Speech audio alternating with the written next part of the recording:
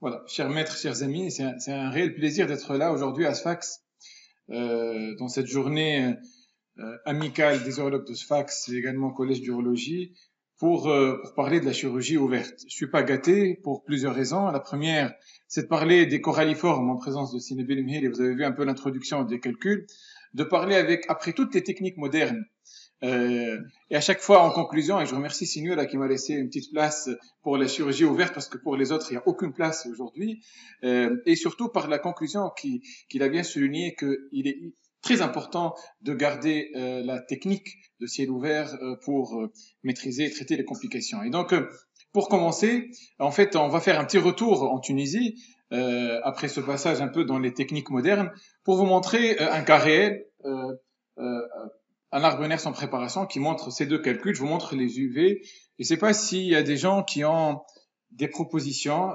qui proposent une uréteroscopie souple chez ce patient après ce qu'on a vu ce matin, puisque on peut tout faire. Je pense que le message n'est pas bien passé.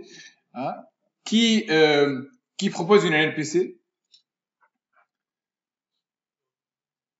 Deux ponctions, trois ponctions? À droite. Et à gauche? Même à gauche. Oui, ça se défend. C'est un patient en fait qui a 40 ans, qui a présenté deux pyélonéphrite du côté droit, avec des lombalgies maintenant plus importantes du côté droit. Donc, en fait, j'ai pas le résultat post-op. Il a été opéré hier. On en parlera peut-être un autre jour. Mais pour vous dire un peu, pour revenir pour ces calculs complexes, coralliformes, qui nous posent assez souvent un problème de prise en charge.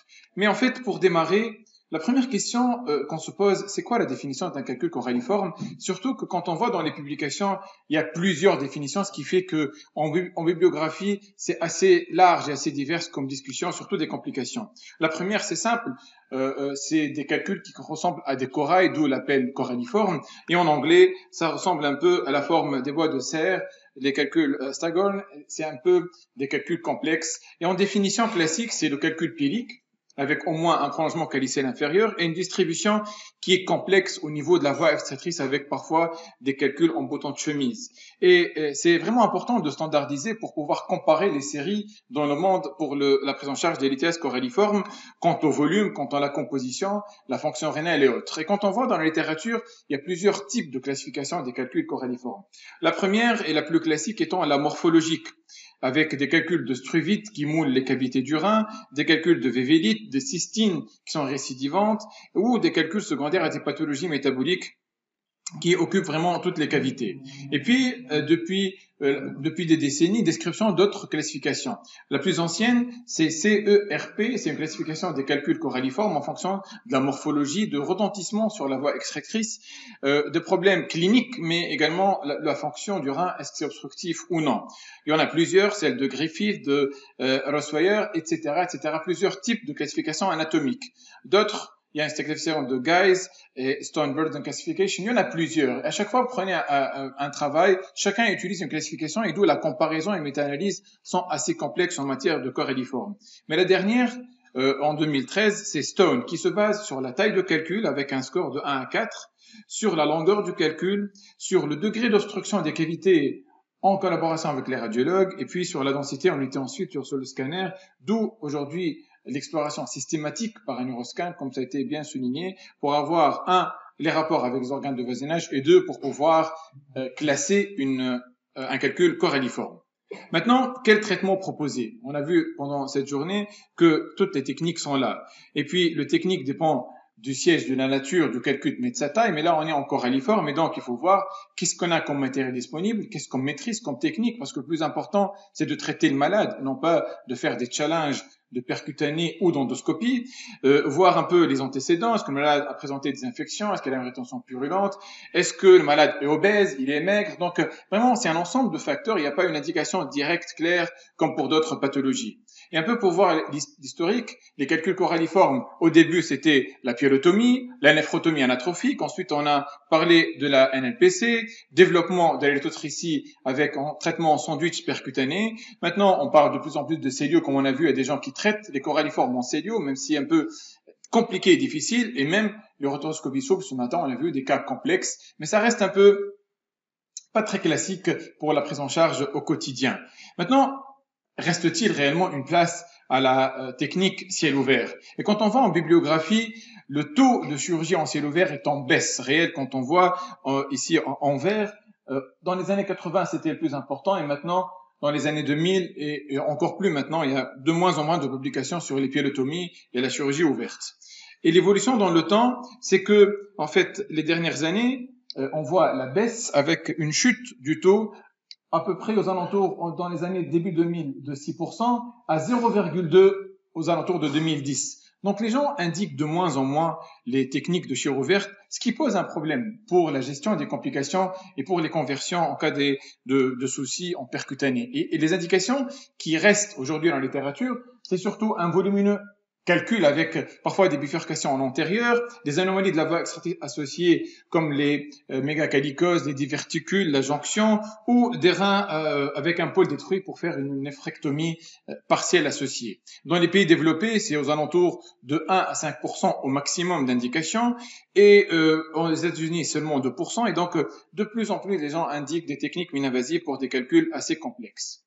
Vous voyez ici les seules indications qui restent, c'est les variantes anatomiques compliquées ou l'échec d'une technique endoscopique. Ça, c'est les dernières publications. L'AEA également a publié une méta-analyse sur les calculs coralliformes pour dire que aujourd'hui, on a des taux de stone free de LEC 50%, d'un NPC 70%, en combiné 66%, en ciel ouvert 71%. Donc maintenant, les techniques à peu près se valent en taux de stone free en post-opératoire, et la meilleure aujourd'hui est considéré comme NLPC plus lithotripsie extracorporelle, avec un taux de complication qui est aux alentours de 19% pour la technique à ciel ouvert, une transfusion de 25%. Et donc rien aujourd'hui n'est en faveur de ces techniques à ciel ouvert, mais qui gardent toujours une place. Vous voyez, en comparaison avec l'NLPC, un taux de complication à 37%, une durée opératoire plus importante et surtout une convalescence qui est plus importante, en moyenne de 4 semaines, puisque la lobotomie fait mal avec les complications que vous connaissez, abcès de paroi, éventration, etc., etc.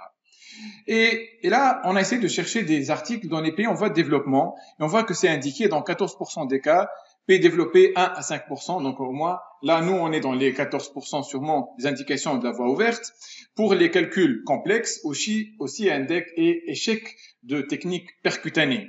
Les causes, en fait, c'est le retard de consultation. Nos malades consultent tardivement, ils ont des complications assez importantes, ils habitent loin, on ne peut pas faire 3, 4 urétéroscopies souples pour un malade qui habite loin pour faire des techniques à 3, 4 reprises, ça coûte cher, il y a l'économie de santé derrière, il y a des malades qui sont lourds, etc. Et donc, c'est pour ça que aujourd'hui, ça garde une place.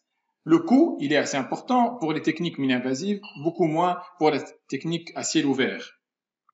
Pour passer un peu plus rapidement à des comparaisons, vous voyez ici, en durée de séjour post-opératoire, qu'en NLPC, c'est 6 plus ou moins 4 et 10 jours en post-opératoire, un retour de travail de 4 semaines, surtout dans la situation actuelle du pays où on encourage les gens à reprendre le travail en faisant des lobotomies, on va les garder encore plus chez eux, et là, on est vraiment perdant sur plusieurs angles de vue.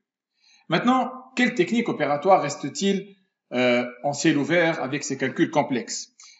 Et donc, permettez-moi de démarrer avec la technique qui paraît la plus, entre guillemets, moderne des techniques ouvertes, la néphrotomie anatrophique, où on va ouvrir le rein en 2 parties.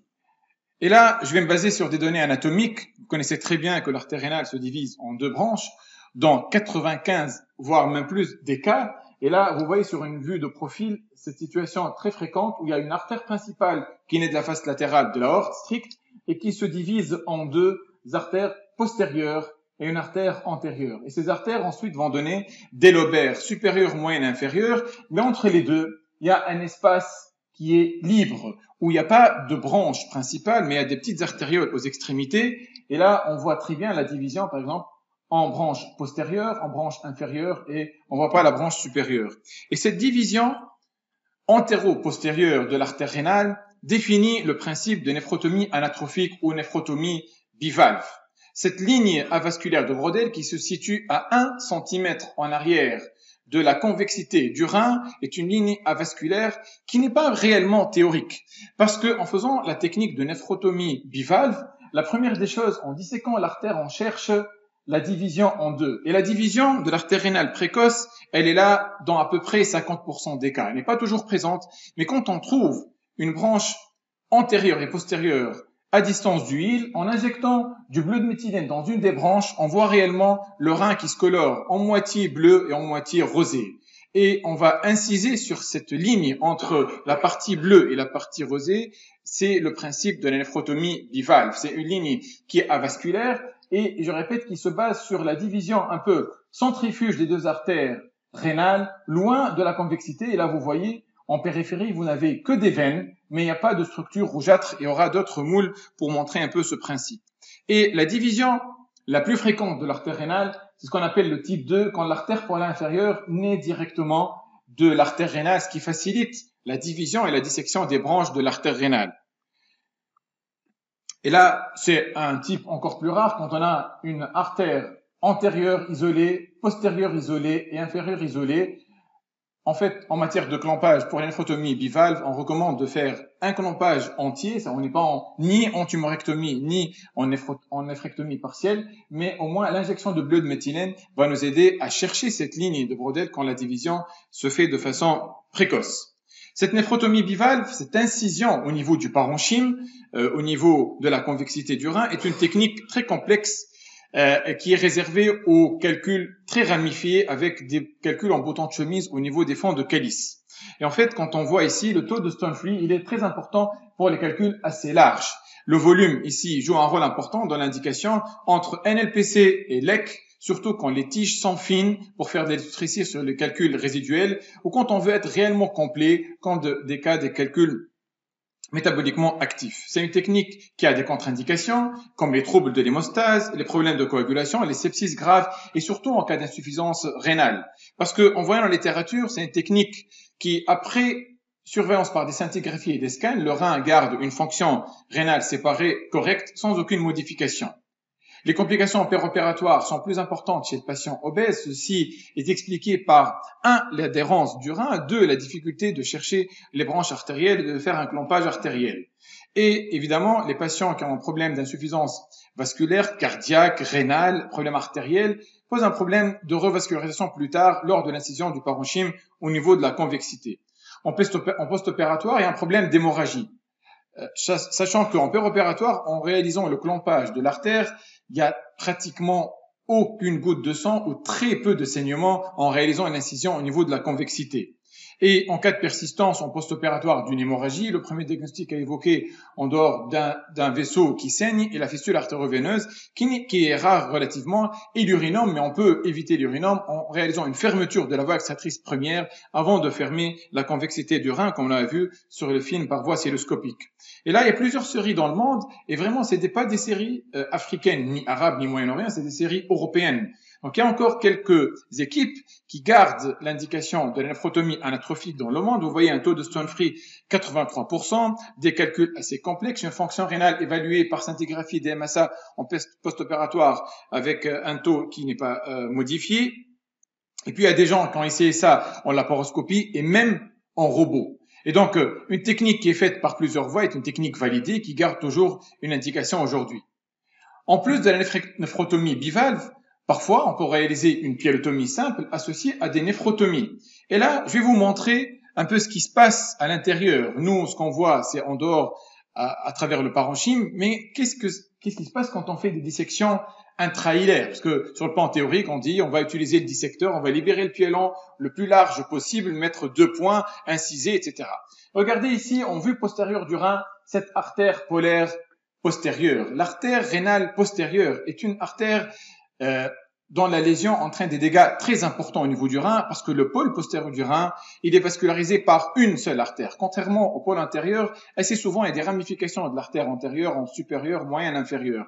Et donc, en réalisant une dissection intrahilaire par le dissecteur et avant de passer les points, il faut vraiment s'assurer sur l'imagerie, si on peut, si on a des radiologues avec une finesse radiologique, c'est pas évident d'aller chercher cette artère postérieure, ou nous, en réalisant des dissections, parfois on arrive à la voir. Et donc, c'est pas un geste du tout facile d'aller faire une dissection intrahilaire du piélon, surtout quand le piélon est partiellement intrasinusal, ce qui présente dans 50% des cas, c'est non négligeable. Vous voyez ici également une autre situation, on a un piélon qui vient exposer en dehors, mais pour chercher les ramifications à l'intérieur, vous voyez cette artère qui croise presque dans 80% des cas la face postérieure du pied lent. L'artère rénale postérieure est une artère qui a une courbure qui regarde en dedans et qui descend jusqu'au poil inférieur.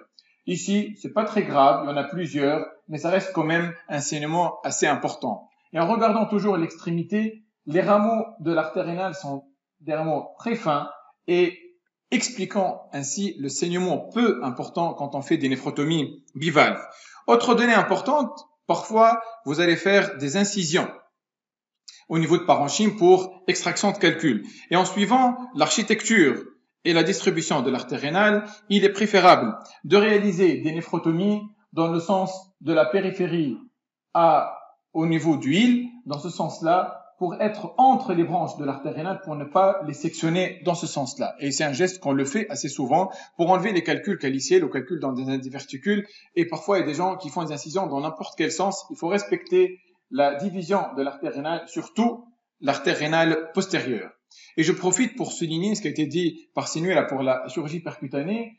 Pour respecter vraiment les fonds de calice, vous voyez, les seules parties en jaune qu'on voit dénudées, ce sont les fonds de calice qu'on voit très bien, dénudés complètement des structures vasculaires. Et donc, la ponction percutanée au niveau des fonds est réellement une ponction avasculaire quand elle est bien respectée. On peut également trouver une veine rénale postérieure, sachant qu'elle est présente parfois, elle est très volumineuse, il y en a 2, 3, 4, les variations de la veine sont beaucoup plus fréquentes et la dissection intrahilaire pour faire des pyélotomies peut être compliquée d'une hémorragie importante. Mais là, la ligature de la veine n'expose pas à des problèmes pour la vitalité du parenchyme rénal. Vous voyez ici un rein où on a gardé pratiquement toute la partie et toute la vascularisation. Nous, on réalise des dissections et puis on réalise des V ou des U ou des bouches souriantes. Tout dépend de taille de calcul et des habitudes de l'opérateur, avec toujours avoir en tête des problèmes de saignement en post-opératoire. Et là, pour terminer avec les vaisseaux, vous voyez l'arcade veineuse en périphérie très riche et très peu de structures artérielles à l'extérieur et un argument en plus pour les néphrotomies bivalves.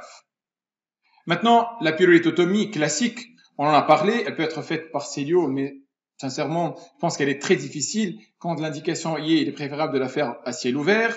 Et je profite pour vous rapporter un truc à chaque fois que on parle, ça paraît très virtuel, l'anatomie de la voie extractrice. Pour nous, il y a un urtère, un bassinet, calice supérieur et calice inférieur, petit et grand calice. Et en fait, il y a une classification d'Arvis qui définit 3 types de bassinets. Ce bassinet-là, le bassinet confluent, nous dérange énormément en chirurgie ouverte parce que c'est un calcul qui moule les tiges calicielles et c'est partie de ce qu'on appelle le bassinet pratiquement inexistant.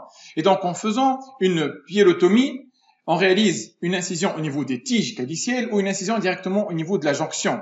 Et c'est ces malades-là qui présentent en post-opératoire à distance des complications à type de sténose de la jonction, des sténoses de la tige calicielle, des fermetures de la tige calicielle par les points de suture et des situations où vous voyez ici, on a une tige supérieure, une tige moyenne et presque directement un tout petit piélan, c'est le piélan confluent avec un urtère.